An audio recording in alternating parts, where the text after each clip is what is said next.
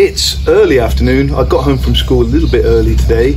I've got about an hour and a half worth of daylight left, and I thought it would be such a good idea today to make a video on how to remove the fuel tank for the Super Meteor 650.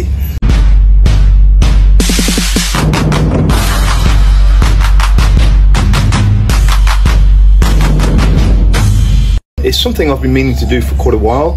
There's quite a few reasons you might want to do this. Reason one, just for cleaning. It's very difficult to clean the top of the engine with the tank there. Reason number two, maybe you want to adjust your tappets on your head. That's going to be a video for me in the near distant future, how to do that. And reason number three, Hitchcocks. Hitchcocks have just recently released a rev counter to fit here. It's a little bit expensive, £189, and to fit that you have to remove the tank and fit some wires on the coil which is under the tank. So we've got an hour's worth of daylight left. Let's get into this quickly. So the first thing that we have to do is remove the seat.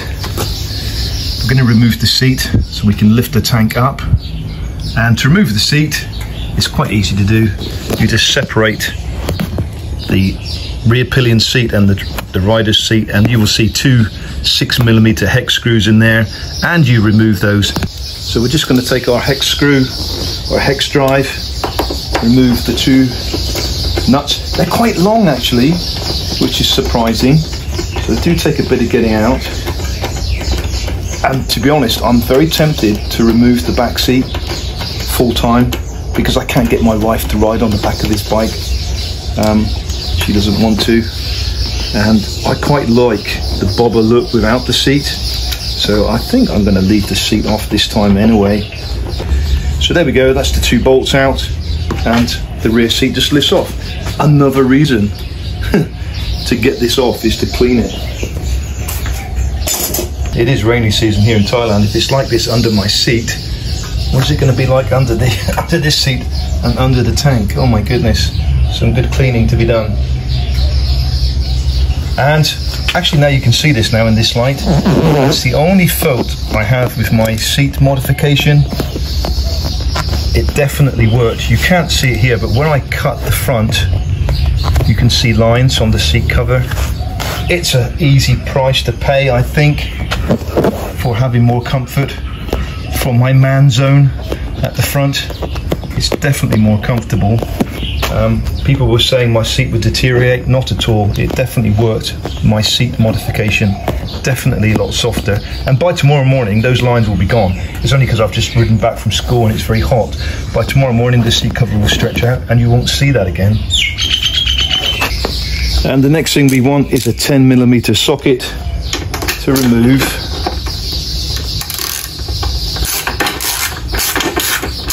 The driver's seat. The main seat. I've had this removed before, and I didn't like the fact that there wasn't any rubber washers under the metal bracket.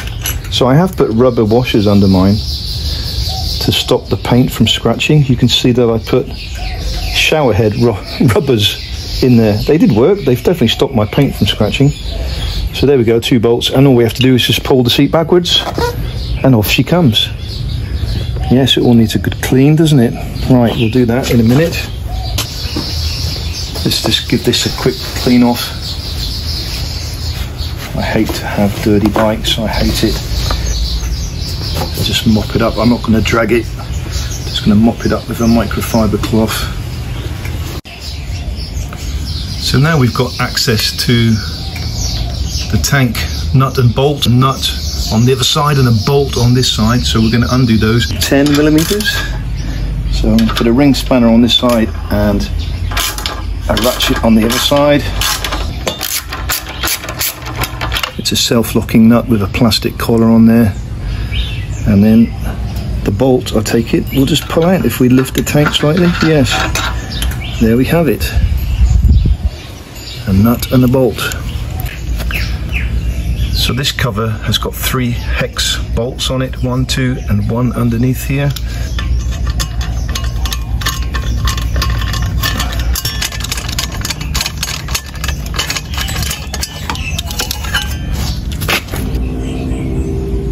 that is very interesting. This is the first time I've removed this on my bike, and we don't have a carburetor, do we? We don't.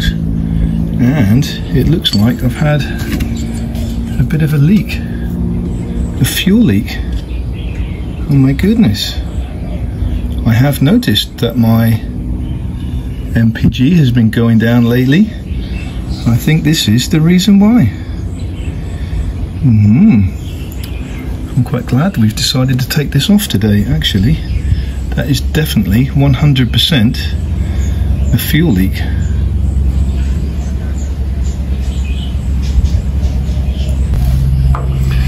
So this is the fuel rail here, sending fuel to both sides of the cylinders. There's a red button here on the quick release fuel attachment, and there's one on the other side as well. So there's one that you can see, but there's one that you can't see. There's just enough room to get your finger in there and press the other side as well. I'm struggling because my engine is still hot. I should have let it cool, really. I mean, I'm just using this lever point, which is quite strong, with another screwdriver underneath, and just levering upwards, but be very careful. The last thing we want to do is break the rail.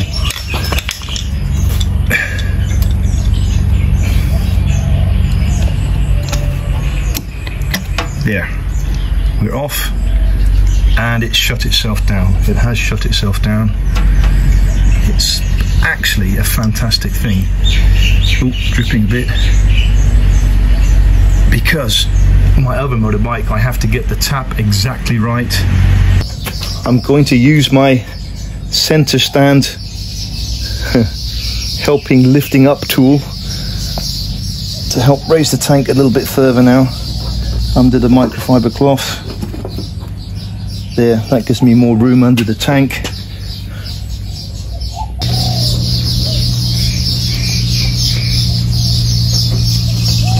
Now I'm going to shake my tank all the way back off the front rubbers. This was the hardest one to get off under the tank. You have to go from behind, and again there's a tab to push. Where do you push it? This time you push it at the back. Push it at the back and it will lift the dovetail joint. So there are only 4 connections. 1 electrical connection, 2 drain pipes. 1 is for vapor, I believe. 1 is for water from the fuel cap. And the fuel pipe, which fits onto the fuel rail here. Very fragile, I imagine. It looks plastic, so be careful with that one. But now we can see our coil, we can see my dirty top engine, which we're going to clean now. And obviously reassembly is the same in reverse. And there we go, my fuel tank is on top of a cardboard box protecting it with lock system. I do like this quick lock system. It shuts the fuel off automatically. I've got a full tank of fuel in there, stupidly, so I recommend you do it on an empty tank. It will make it much easier for you. But there we go, and it's on top of a cardboard box, and there's something very special in there. This is going to be next week's video. My first sponsored video. I've been sent a package in the post to make a review on. Something very special and very unique for this bike. Something new, something brand new released. And Teacher T is going to be one of the first ones to make a video about it. So hopefully next week you can tune in and see that video also.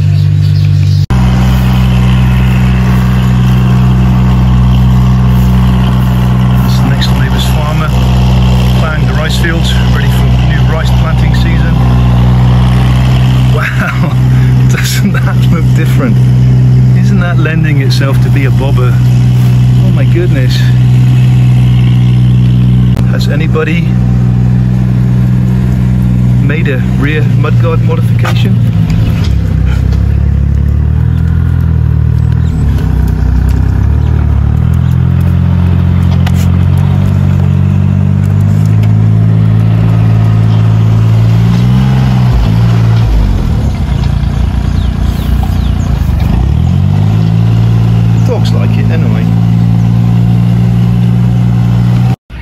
Here are the front tank holding covers, rubber covers. This is common on bikes that I've owned for 40 years, so this is nothing new. And they do a good job at supporting the tank. And we can see where the rubbers fit onto the tank here. So just looking under the tank,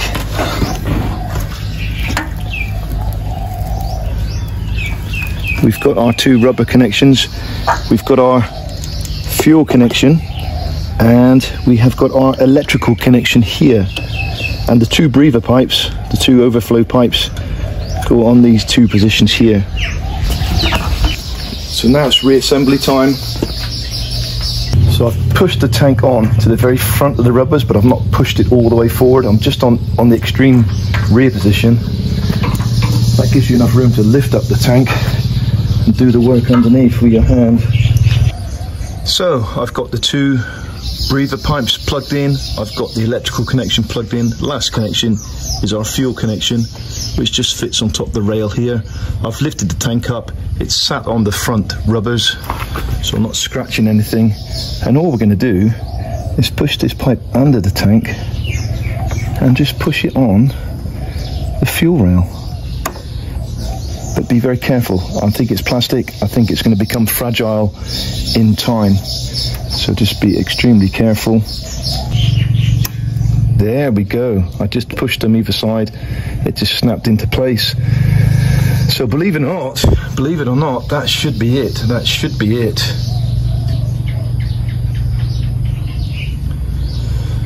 Proof is in the pudding. The tank is secure on the rubbers. Should we try to start it, shall we?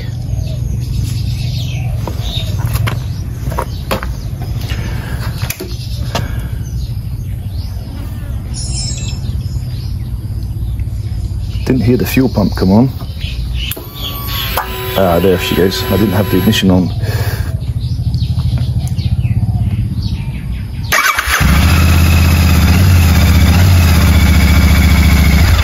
No messing at all. No messing. No mess with the fuel.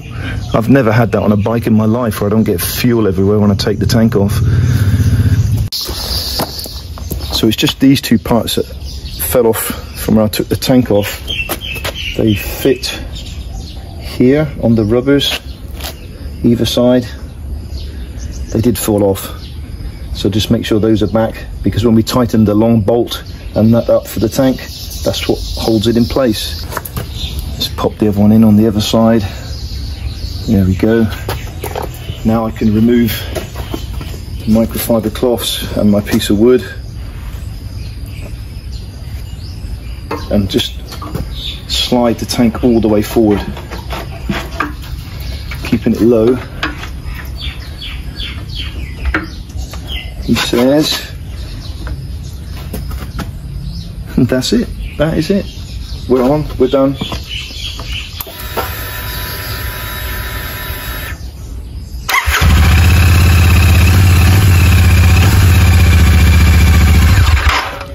Easy peasy lemon squeezy.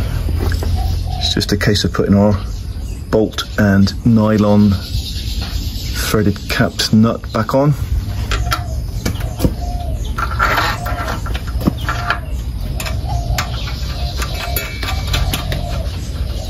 That's it, guys. We're done and dusted. So yeah, you can do this in an hour, but it is very difficult to get that electrical connection off. Hopefully I've got enough video to help you realize where you've got to press and pull to pull it out. You press at the bottom at the very back and pull it out. So you can see I've had my seat cover off 2 or 3 times. I've stapled it myself. It's okay. It is okay. I've cleaned the seat. She's ready to put back on. Just drop forward and down, and that's it. 2 bolts to go on. However, I'm very tempted just to leave it like that. What a sexy bike like that, right? It really is. Possibly a chrome rack on the back. I don't like the Royal Enfield flat ones. I'm tempted to design one myself. The stainless steel guys here in Thailand are very good and very cheap, and I think I can get them to design a proper rack to go on the back here. So I might try that for the future. And because I'm not going to put the rear bracket back on, I'm going to use my shower head washer rubbers just to protect the paint again, really.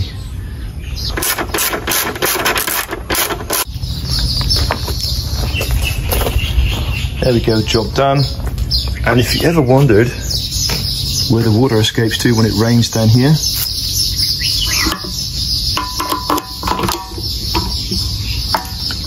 we've got a drain hole right there, right? And that is where the drain pipe connects underneath, and it will drain it out through the bottom of the bike. So that's what the drain pipes are. One is for the water and one is for the smell of petrol, and it goes through a carbon filter. Great expense just to eliminate a bit of petrol smell. So there we go, how to remove and replace your Royal Enfield Super Meteor 650 fuel tank. I hope you found the video useful, and please look forward to next week and find out what is inside my mystery box. My first sponsored review. I'm quite excited about this and quite looking forward to fitting this to the bike. So that will be a kind of exclusive, a new product to the market. So please make sure you like and subscribe to see this video next week.